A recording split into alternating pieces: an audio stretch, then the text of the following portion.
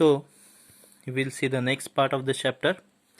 In previous class, we have learned I t square. We have obtained the differential equation of angular SHM, and we have represent it, that is I d square theta by dt square plus c theta equal to 0. Now using this equation, what we get? Alpha equal to d square theta by dt square, that is equal to minus c upon c theta upon I. As the term c and I are constant, so we can say that angular acceleration alpha is directly proportional to angular displacement, and its direction is opposite to that of angular displacement. This minus sign indicate that the direction of angular acceleration is opposite to that of angular displacement. Hence, this oscillatory motion is called as angular SHM. So the such motion is called as angular SHM. Okay. Now we will see the definition of angular SHM. Angular SHM is defined as the oscillatory motion of body in which the torque for angular displacement and its direction is opposite to that of angular displacement. It is defined as a motion of a body in which a torque which is acting, which brings angular displacement, okay, and its direction is opposite to that of angular displacement. Now the next point, that is the last point of this chapter, magnet vibrating in its uniform magnetic field. Consider this is a bar magnet of length 2L, okay, and it is placed in this magnetic field. These are the magnetic lines B. Okay. Now consider a bar magnet suspended freely in a plane of uniform magnetic field as shown in the figure. It remains in equilibrium with its axis parallel to direction of its field.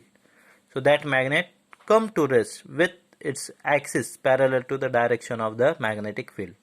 If it is given small angular displacement theta, if you displace it by a certain angle theta, small angle theta, through its center perpendicular to itself and the release, then it starts to oscillate like this. Okay, then it starts to vibrate and it performs an angular oscillation. Okay, if mu, okay, is a magnetic dipole moment and B is a magnetic field, mu is magnetic dipole moment and B is magnetic field, if the deflected position, the restoring torque on a magnet tends to bring back to its equilibrium position. As it is in the deflected position, okay, as we have displaced it, so it is in the deflected position. As soon as we remove it, it tends to come back to its original position. Okay, and this is because of the restoring torque which is present. Okay, so we can write the torque acting is equal to tau is equal to mu b sine theta. Torque tau is equal to mu b sine theta. Okay, as theta is very small, so we can write sine theta is equal to theta, so we get tau is equal to minus mu b theta. That is our equation number 2. But from moment of rotational dynamics, we have torque acting on rotating body, tau is equal to I alpha. So if we compare equation 2 and 3, what we get? I alpha is equal to minus b theta. So from this we get alpha is equal to minus mu b upon I into theta. Mu is constant, b is constant, and I is constant. Mu is dipole, magnetic dipole, b is magnetic field, and I is the moment of inertia.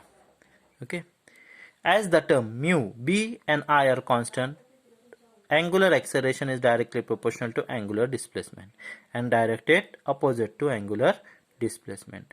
So we can say that a bar magnet performs angular SHM. Okay, hence a bar magnet performs angular SHM, and the time period t is given by t is equal to 2 pi under root of divided by under root of angular acceleration per unit displacement, that is nothing but alpha divided by theta. angular acceleration per angular displacement. So if you put those values, then we get 2 is equal to 2 pi under root of I upon mu b. Okay, this is expression for torque acting on a vibrating magnet in uniform magnetic field. Here we have completed our chapter number 5, oscillation.